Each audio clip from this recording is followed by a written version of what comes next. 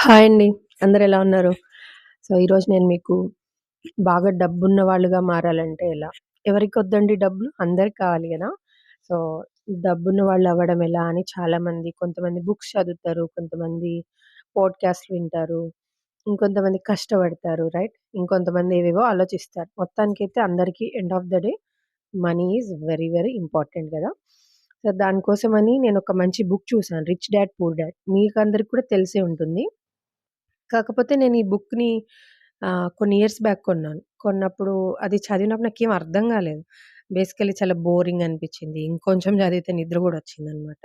కానీ తర్వాత after all these years రీసెంట్‌గా నేను ఈ బుక్ చదివినప్పుడు చాలా ఇంట్రెస్టింగ్‌గా అనిపిచ్చింది. మేబీ పరిస్థితులు గూడా అందుకు తగ్గట్టుగా వచ్చాయేమో.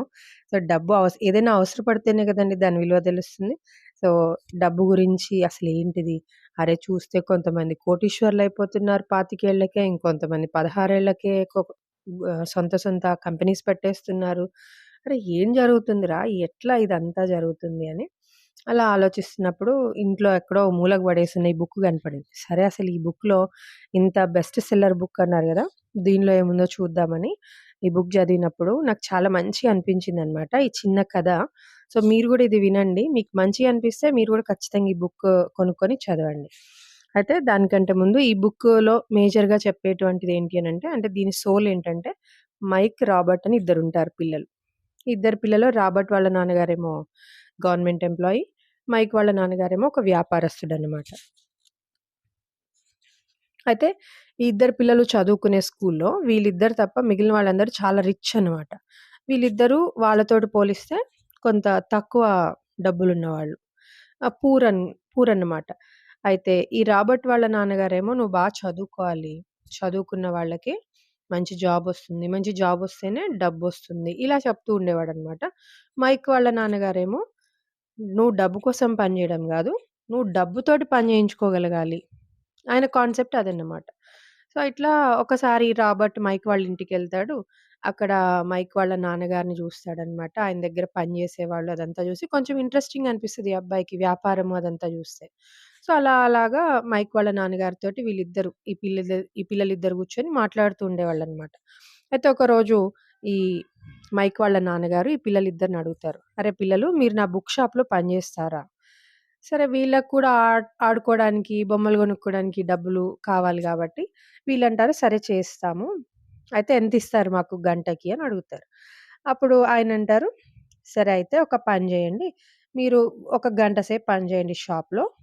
సో దట్ నేను మీకు గంటకి 25 సెంట్లు ఇస్తాను. ఆ రోజుల్లో 1956 టైమ్ అనమాట. అప్పుడు అమెరికాలో గదా! అందుకని సెంట్లలో చెప్తారు వాళ్ళు. సెంట్లు, డాలర్లు గదా! సో, 1 అవర్‌కి 25 సెంట్స్ మీకిస్తాను అని అంటాడాయన.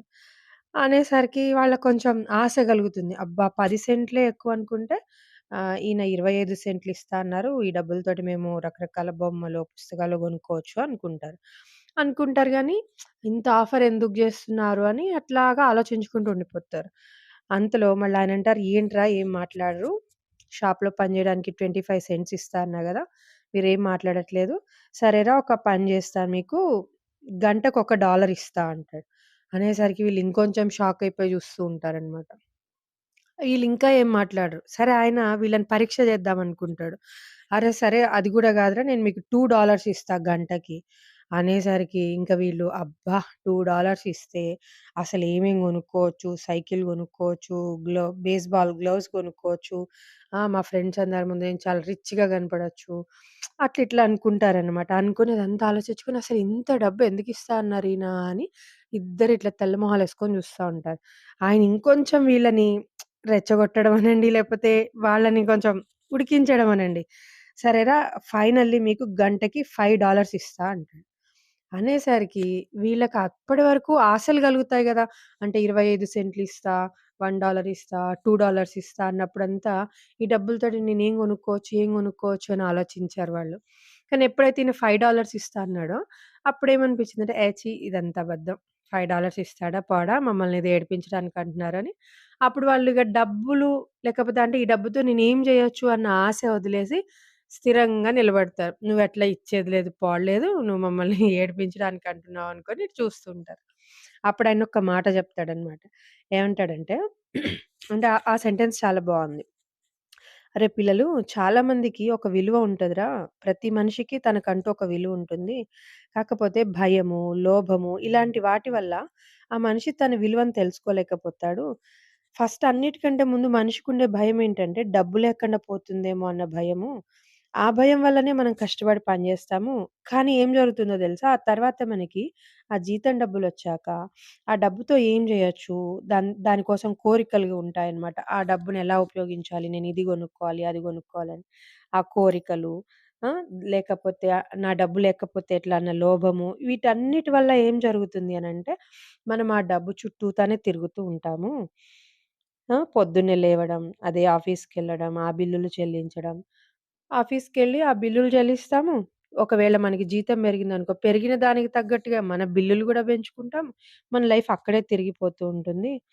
కానీ దీంట్లో దీంట్లోనే పడిపోతే నువ్వు నిజంగా నీకు కావాల్సినంత ఫ్రీడమ్‌ని నువ్వు సంపాదించలేవు. నువ్వు డబ్బు యొక్క పరిధిని దాటి ఆలోచించగలగాలి అంటాడు. అంటే వాళ్ళకర్థం గాదు. చిన్న పిల్లలు గదా!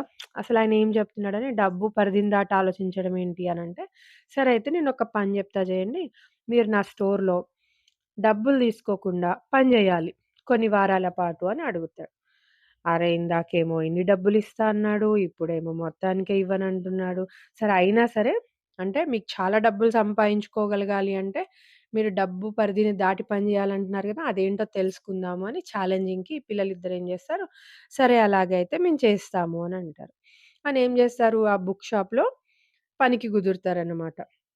డైలీ ఐ మీన్ వీక్లీ ఒకసారి ఎవ్రీ సాటర్‌డే రావడం. ఒక 1 అవరు షాప్‌లో పని జేయడం. అవన్నీ సర్దడం, బుక్ ర్యాక్స్ అన్ని తుడవడం, బుక్స్ అన్ని తుడవడం ఇలా అన్నమాట పని. ఆల్రెడీ ఆ బుక్ షాప్‌లో ఒక ముసలావిడ గూడా ఉంటారనమాట. చేస్తా ఉంటారు జాబు. ఆవిడతో పాటు వీళ్ళు గూడా పని జేస్తూ ఉంటారు. అయితే ఏమవుతది ఇలా వీళ్ళు అప్పటికి ఒక 7, 8 వీక్స్ వస్తారనమాట. 7, 8 వీక్స్ అంటే ఇన్ ద సెన్స్ 2 మంత్స్ గదా! 8 వీక్స్ అంటే 2 మంత్స్ అనమాట. 2 నెలల నుంచి ప్రతి వారం వచ్చి పని జేస్తుంటారు. ఏమి రూపాయి గూడా అడగరనమాట. కానీ వాళ్ళకనిపిస్తది, అరే! మా ఫ్రెండ్స్ అందరూ ఆడుకుంటూ ఉంటే నేనే పని జేస్తున్నా అని అనిపిస్తది గానీ, అయినా సరే అసలు ఈయనేం జెప్తున్నారో తెలుసుకోవాలి అన్న పట్టుదలతోటి వస్తారు. అట్లా 10 వారాలయిపోతుంది. అంటే 2 ½ మంత్స్ అయిపోతుంది. అట్లా వీళ్ళు చేస్తున్నప్పుడు వీళ్ళొకటి గమనిస్తారు. ఏంటి అనంటే, ఆ బుక్ షాప్‌లో ఉన్న పెద్దావిడ పాతగా అయిపోయిన కామిక్ బుక్స్ ఉంటాయి గదా! వాటి మీదున్న కవర్ పేజ్ అట్టాలు మట్టుకు కత్తిరించేసి మిగిలినవన్నీ పాత పుస్తకాలతనికి వేస్తా ఉంటదనమాట. సో, అది చూసినప్పుడు వీళ్ళకొక ఐడియా వస్తది. ఏం జేస్తారు, ఆ పాత పుస్తకాలాయనొచ్చినప్పుడు ఆయనని అడుగుతారు. "ప్లీజ్, ప్లీజ్ మేము ఈ పుస్తకాలు తీసుకుంటాము. మీరు మాకివ్వండి" అని అడిగితే అతనంటాడు, "మరి మీరివి తీసుకొని వేరే వాళ్ళకమ్ముకుంటే ఎలా?" అని అడుగుతాడు. "లేదు, లేదు మేమస్సలు అమ్మము" అని అంటే వీళ్ళ నాన్నకి తెలియకుండా జేయాలననమాట వీళ్ళ ప్లాన్. సో, "మేము వీటిని అమ్మము, ఏం జేయము. మీకు గూడా ఎలాగో ఉపయోగపడవు గదా! మాకివ్వండి ప్లీజ్" అని రిక్వెస్ట్ చేస్తారు. అలాగే ఏం జేస్తారు, ఈ పాత పుస్తకాల్ని అంటే 1, 2 వీక్స్‌కొకసారి పూర్తిగా పాడైనవి ఇచ్చేస్తా ఉంటారు గదా! అలాంటివి ఈ షాప్ నుంచి గాకుండా ఇంకా ఆ ఊర్లో ఉన్న డిఫరెంట్ బుక్ షాప్స్ నుంచి ఆ పాత కామిక్ బుక్స్ అన్నీ కలెక్ట్ జేస్తారు. కలెక్ట్ జేసి ఏం జేస్తారు, మైక్ వాళ్ళ ఇంట్లో కింద బేస్‌మెంట్‌లో ఒక చిన్న రూమ్‌లాగా జేసుకొని, ఆ రూమ్‌లో ఈ బుక్స్ అన్నీ పెడతారనమాట. వాళ్ళ ఐడియా జూడండి. ఆ బుక్స్ అన్నీ పెట్టేసి ఏం జేస్తారు, మైక్ వాళ్ళ చెల్లెలుంటుందనమాట. ఆ అమ్మాయికి గూడా చదువుకోవడం అంటే ఇష్టం. సో, తనకి జెప్తారు. అంటే ఒక చిన్న లైబ్రరీలా ఏర్పాటు జేసి, "నువ్విక్కడ గూర్చో" అని జెప్పి, వాళ్ళ చుట్టూతా అంటే వాళ్ళ వీధిలో, వాళ్ళ నియర్ బై ఉన్న పిల్లలందరికీ గ్యాదర్ జేసి చెప్తారు. మీరొక కామిక్ బుక్ కొనుక్కోవాలంటే 10 సెంట్స్ గదా! సో, మీరేం జేయండి, ఈ 10 సెంట్లు మీరొక బుక్కే గొనుక్కోవడం. అదే మా దగ్గరనుకోండి ఆఫ్టర్‌నూన్ 2 నుంచి ఈవినింగ్ 4 వరకు మీరు 10 సెంట్స్ ఇస్తే కూర్చొని చదువుకోవచ్చు. 2 హవర్స్ పాటు. సో, మీరు 2, 3 కామిక్స్ బుక్స్ గూడా చదువుకోవచ్చు కదా! అదే 10 సెంట్స్ పెట్టి అని వాళ్ళకి చెప్తారన్నమాట. సో, పిల్లలు గూడా హ్యాపీ ఫీల్ అవుతారు. కొనుక్కుంటే ఈ ఒక్క బుక్ చదువుకొని వదిలేయాలి. అదే చక్కగా ఆ లైబ్రరీకి పోతే చాలా కామిక్స్ బుక్స్ చదువుకోవచ్చు గదా! అని వాళ్ళు గూడా రావడం స్టార్ట్ జేస్తారన్నమాట. ఈ మైక్ వాళ్ళ చెల్లెలేం జేసేది, డైలీ ఈవినింగ్ గదా! మధ్యాహ్నం పొద్దున స్కూలుకెళ్ళిపోయి వస్తారు కాబట్టి మధ్యాహ్నం నుంచి చూస్తా ఉండేది. అందరూ చదివిన తర్వాత వెళ్ళిపోయేటప్పుడు వాళ్ళు బుక్స్ ఏం తీసుకెళ్ళకుండా జూడడం, ఎవరెవరొచ్చారో నోట్ చేసుకోవడము, ఇంకా వాళ్ళు ఒకవేళ ఏమైనా సలహాలిస్తే అవి రాసుకోవడం అట్లా చేస్తా ఉండేది. అట్లా వాళ్ళు 3 మంత్స్ దగ్గర దగ్గర 3 మంత్స్ నడిపారనమాట. వాళ్ళకి ఎంతొచ్చాయనుకుంటున్నారు? వాళ్ళకి ఒక్కొక్కరికి ఒక్కొక్కరికి ముగ్గురు మీద $90 వచ్చినాయన్నమాట. అంటే మైక్ వాళ్ళ చెల్లెలు, మైక్, రాబర్ట్ ముగ్గురికి కలిపి $90 వచ్చినాయి 3 మంత్స్‌లో. వాళ్ళు $5 అంటేనే అమ్మో! ఎంతో డబ్బు అనుకోని ఎంతో ఆశ్చర్యపోయారు గదా! కానీ వాళ్ళకిప్పుడు $90 వచ్చినాయి. అసలది చాలా ఆ రోజుల్లో ఆ పిల్లల ఐడియాలజీలో అది చాలా పెద్ద అమౌంట్ అన్నమాట. ఆ తర్వాత ఒకసారి ఆహ్, హ్మ్, కొంతమంది రౌడీ పిల్లలొచ్చి అక్కడంతా గొడవ పడటంతోటి మైక్ వాళ్ళ నాన్నగారికి తెలిసి, "అరే! వద్దురా ఈ వయసులో మీరు ఇలా చేయడం గాదు. మీరు కేవలం నేర్చుకోవాలన్నదే నా ఉద్దేశము. మీకింకొంచెం వయసు రావాలి. మీరు బిజినెస్ స్టార్ట్ చేయాలంటే" అని చెప్పి ఆపించేస్తాడు. అయితే అప్పుడు చెప్తాడు వాళ్ళ నాన్న. సో, ఇప్పుడు నీకు అసలు ఈ ఐడియా ఎట్లొచ్చింది? అంటే నువ్వు ఎక్కడ ఏం జరుగుతుంది? ఎవరెవరు? ఎలాంటి వర్క్ చేస్తున్నారు? అనేటువంటి దాని గురించి నీకు ఒక పూర్తి అవగాహన రావడం వల్ల నీకిలాంటి ఒక ఎర్నింగ్ మార్గం అనేది తెలిసింది గదా! సో, ఎప్పుడైనా సరే మనం కేవలం జీతం రాళ్ళ కోసం పనిజేస్తే, నువ్వు అక్కడి వరకు మాత్రమే పరిమితం అయిపోతావు. కానీ, నువ్వొక అవకాశాన్ని తెలుసుకోగలగాలి అంటే మాత్రం దానిని దాటి చూడగలగాలి అని చెప్తాడనమాట. So, whatever it is in this story నాకు నచ్చిన విషయం ఏంటంటే, మనందరం చాలా మందికి చాలా నాలెడ్జ్ ఉంటుంది. టాలెంట్ ఉంటుంది. సీ ప్రతి ఒక్కరికి ఏదో ఒక స్పెషల్ టాలెంట్ ఉంటుంది.